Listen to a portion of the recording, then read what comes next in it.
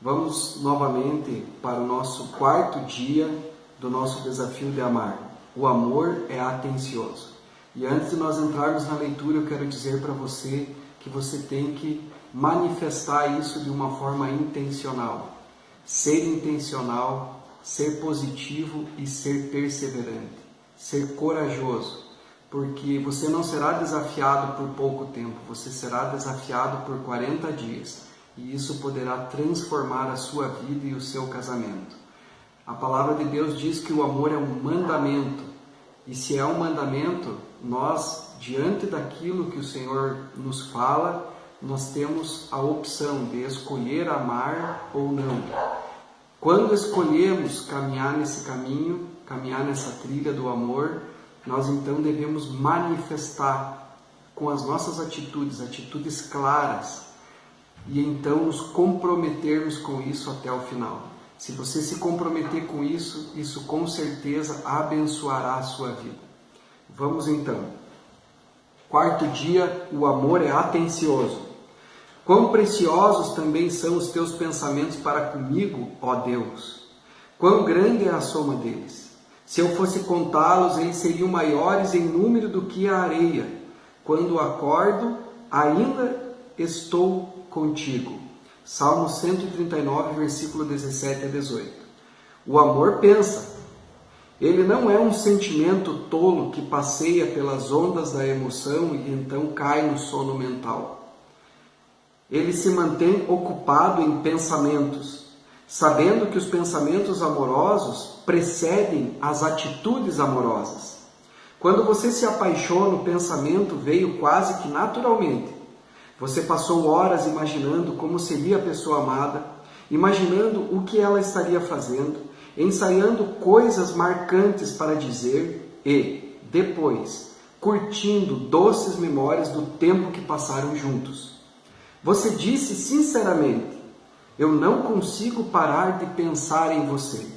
Mas, para a maioria dos casais, as coisas começam a mudar logo depois do casamento. A esposa finalmente tem o seu marido. O marido já tem o seu troféu. A caça está terminada e a perseguição está encerrada. Fagulhas de romance vagarosamente se tornam em cinzas e a motivação para o pensamento esfria. Você se deixa focar em seu trabalho, seus amigos, seus problemas, seus desejos pessoais, em você. Depois de algum tempo, você involuntariamente começa a ignorar as necessidades do seu cônjuge. Mas o fato de que o casamento acrescentou uma outra pessoa ao seu universo não mudou. Então, se o seu pensamento não amadurecer o bastante para constantemente incluir esta pessoa, você se pega sendo surpreendido ao invés de reflexivo. Por exemplo, hoje é nosso aniversário. Por que tenho que pedir sua opinião nesta decisão? Não entendo por que você se aborrece. Se você não compreender, se você não aprender a ser reflexivo, acabará se arrependendo por ter perdido oportunidades de demonstrar o amor. A falta de atenção é um inimigo silencioso para um relacionamento amoroso. Sejam honestos. Os homens lutam muito mais contra a falta de atenção do que as mulheres. O homem tem a capacidade de focar em apenas uma coisa, como um lazer, e esquecer o resto do mundo. Enquanto isto pode beneficiá-lo naquela área específica, pode também fazê-lo ignorar outras áreas que precisam da sua atenção. A mulher, por outro lado, é mais multiconsciente, capaz de manter-se incrivelmente atenta a vários fatos ao mesmo tempo. Ela tem a capacidade de falar ao telefone, cozinhar, saber em que cômodo da casa estão as crianças e então se perguntar: por que seu marido não a está ajudando? E tudo isso simultaneamente. Além disso, a mulher também pensa no coletivo. Quando ela se envolve em algum trabalho específico, fica a par de todas as pessoas que de alguma forma estão ligadas a ela. Essas duas tendências são exemplos de como Deus projetou as mulheres para completarem os seus maridos. Como Deus disse na criação, em Gênesis capítulo 2, versículo 18: não é bom que o homem esteja sozinho. Eu farei uma ajudadora adequada para ele. Porém, essas diferenças também criam oportunidades para o desentendimento. Homens, por exemplo, tendem a pensar de forma objetiva e dizer exatamente o que querem dizer. Não é preciso mais nada para compreender a mensagem. Suas palavras são mais literais e não devem ser analisadas além do que foi dito. Mas as mulheres falam e pensam nas entrelinhas. Elas têm a tendência de fazer insinuações. Um homem precisa ouvir também o que está implícito se quiser obter o significado completo do que uma mulher diz.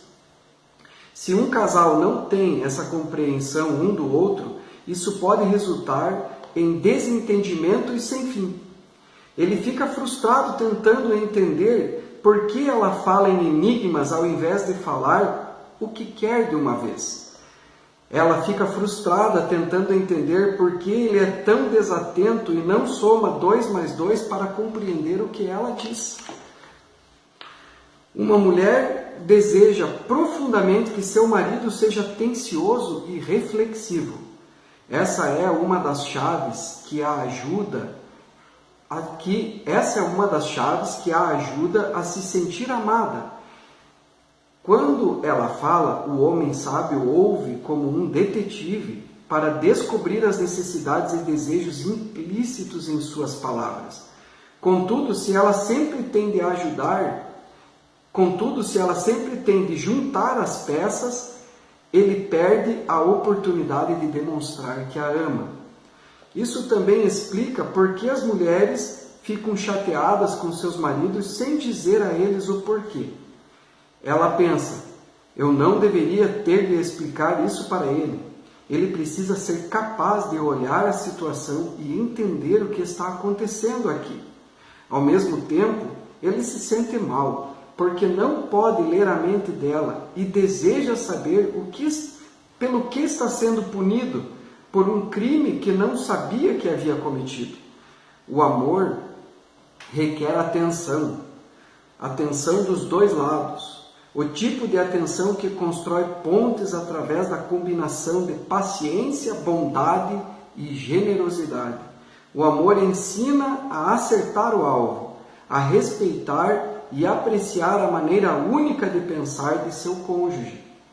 O marido deve ouvir a sua esposa e aprender a considerar as mensagens não ditas. A esposa deve aprender a se comunicar com atenção e não dizer uma coisa significando outra. Porém, com frequência você fica irado e frustrado, seguindo o padrão destrutivo. Preparar, apontar, fogo. Você fala de forma dura e só depois pensa se deveria ter dito o que disse. Mas a natureza atenciosa do amor o ensina a usar a mente antes de usar os lábios. O amor pensa antes de falar. Ele filtra as palavras com a peneira da verdade e da bondade. Quando foi a última vez que você gastou alguns minutos pensando em como poderia demonstrar amor ao seu cônjuge e entendê-lo melhor? Qual a necessidade imediata que você pode suprir?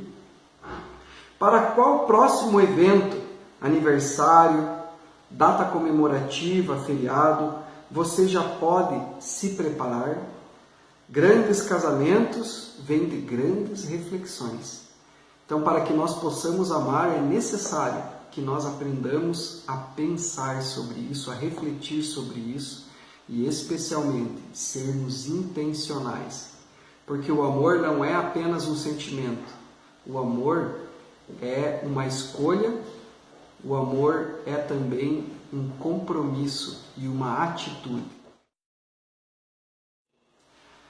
Faça contato com o seu cônjuge em algum momento. durante a agitação do dia.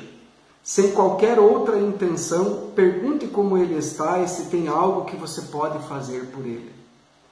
Anote quando o desafio de hoje estiver completo. Algumas perguntas para facilitar o nosso aprendizado. O que você aprendeu sobre si mesmo e sobre o seu cônjuge ao aceitar o desafio de hoje? Como isso poderia se tornar mais natural, rotineiro e parte verdadeiramente útil do seu estilo de vida? Que Deus abençoe e até a próxima.